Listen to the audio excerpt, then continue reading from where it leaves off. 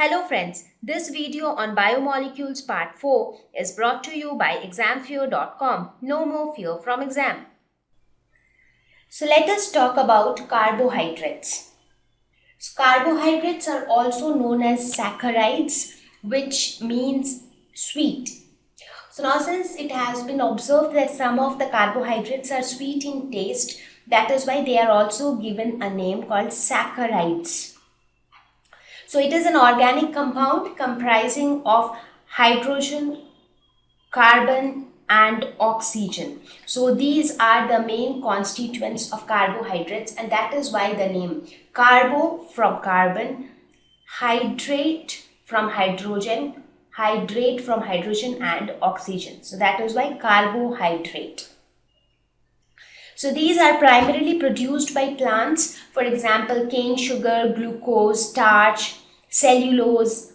These are all examples of carbohydrates. So you can just have a look at the different food materials which are very rich in carbohydrates. For example, rice, apple, banana, vegetables like potato, germinating seeds, corn, glucose, starch, sugarcane. These are all a rich source of carbohydrates. They are very rich in carbohydrates. So it is generally observed that most of the plant products are rich in carbohydrates.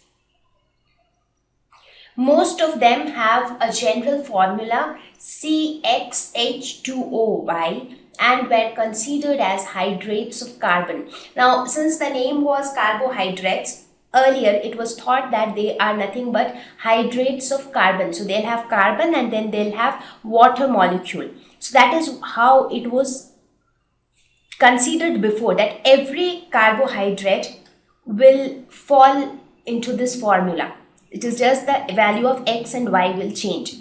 But later with time, it was seen that it was nothing but a myth and it was not a fact. It was not true. So carbohydrates not necessarily fall under this, or they do not necessarily follow this formula. So we will look at some of the examples of carbohydrates which do not fall under this formula, and we'll also look at some compounds which fall under this formula but they are not carbohydrates. So let us look at some of them. Glucose is a carbohydrate, of course. The formula for glucose is C6H12O6 and it fits into this formula. So if you put X as 6 and Y as 6, so if you put X is equal to 6, Y is equal to 6, then what you get, it is C6H2O6. So that is C6H12O6. So glucose fits into this formula. Let us look at another example. Let us say acetic acid. So if you look at acetic acid, it is CH3COOH. That is the formula for acetic acid. So it has 2 carbons. So if you put X is equal to 2 and Y is equal to 2, so what do you think? So what do you see? It fits into this formula. But acetic acid is not a carbohydrate. It is an acid. It is not a carbohydrate. So even though it fits into the formula, it is not a carbohydrate. Let us look at yet another example, ramenose. It has a formula C6H12O5 which does not fit into the formula. So it is almost the same as glucose. It is just that one oxygen is less here. So it doesn't fit into the formula, but it is a carbohydrate. So with such examples, it was concluded that it was just a myth that carbohydrates are hydrates of carbon. Actually, they are not. They are basically organic compounds which are made up of carbon, hydrogen and oxygen. So please do not follow anything like this, because some people still think that carbohydrates are always hydrates of oxygen and they should follow this formula, but that is not the case. So then what is the real definition of carbohydrates? So if we do not define them as hydrates of carbon, how should we ideally define them? So carbohydrates in terms of chemistry, so when we talk about structures, compounds, their chemical formulae, so we'll obviously have to talk in terms of chemistry.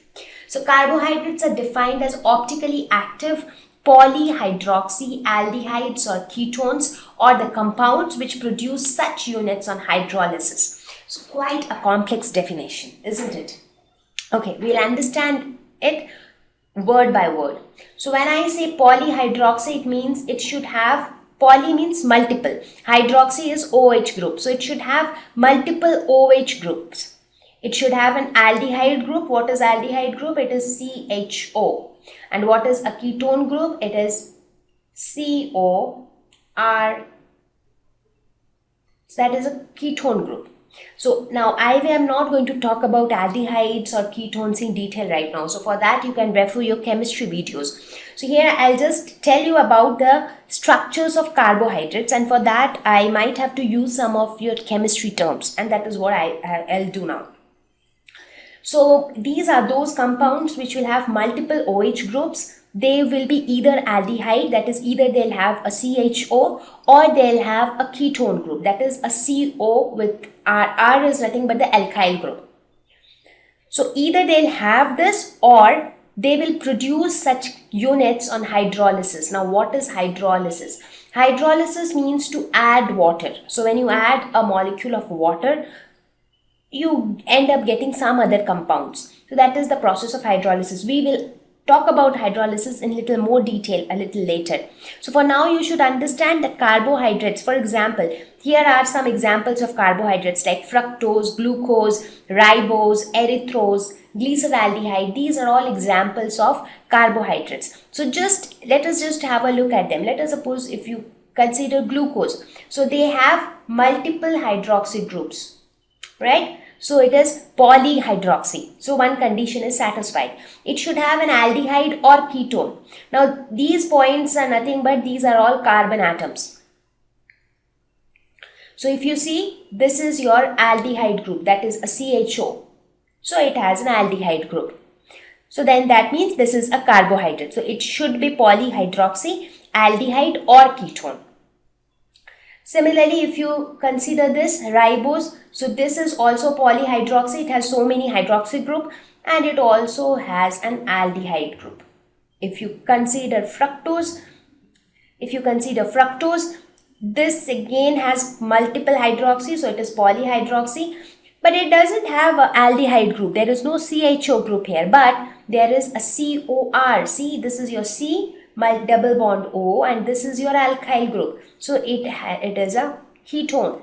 It has a ketone group. So this is aldehyde and this has a ketone group.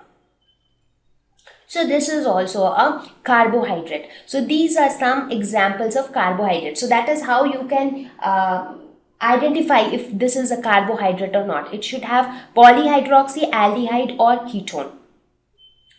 And if they are not present, then those compounds on hydrolysis should produce compounds which are polyhydroxy aldehydes or ketones. So polyhydroxy aldehyde or ketone is the key definition for carbohydrates. Now there are other examples as well, like erythrose or glyceraldehyde. Now here you see glyceraldehyde, the name itself says that it has aldehyde and it also has multiple hydroxy group. Just to tell you, this glyceraldehyde is the smallest carbohydrate. I mean, looking at the structure also you can make that out. It has the smallest number of carbon atoms and it is also the smallest carbohydrate. However, for any carbohydrate to exist, you need minimum of 3 carbon atoms, and that is what is there in case of glyceraldehyde. You cannot have a carbohydrate smaller than this. That is because you need one aldehyde or ketone group. So for any aldehyde or ketone group, you need 1 carbon atom. So 1 carbon atom has to be there for the aldehyde or the ketone group, right? Again, you need carbon atoms for the hydroxy groups, because these hydroxy groups will also be connected, it will be linked to the carbon atom. Now you need 1 carbon atom for 1 hydroxy group, and you are saying that it has to be polyhydroxy. That means minimum there has to be 2 hydroxy groups. So for 2 hydroxy group there has to be 2 carbon. So minimum you need 3 carbon atoms for any carbohydrate. As per the definition of carbohydrate, the smallest carbohydrate also should have at least 3 carbon atoms. 1 carbon atom for the aldehyde or ketone group, remaining 2 carbon atoms for the 2 hydroxy groups, because these are polyhydroxy compounds. That is why glyceraldehyde is the smallest carbon atom. So I hope I am quite clear on this. Okay. So now let us go ahead after we have understood the definition. Now, why are carbohydrates called saccharides? As I mentioned before also, most of the carbohydrates are sweet in taste. Now, please remember, most of them, not all of them. We will look at the exception. As we go ahead, we'll see that there are some carbohydrates which are not sweet in taste, but still they have saccharides in their name, because most of them are sweet. And carbohydrates are also sometimes called sugar in like layman's term, because sugar is also sweet in taste that ways. So carbohydrates are called saccharides. In Greek, saccharon means sugar. Thank you. Please visit www.examfear.com to watch more videos, attempt free online test, get free study material, find tutors and mentors. Thank you once again.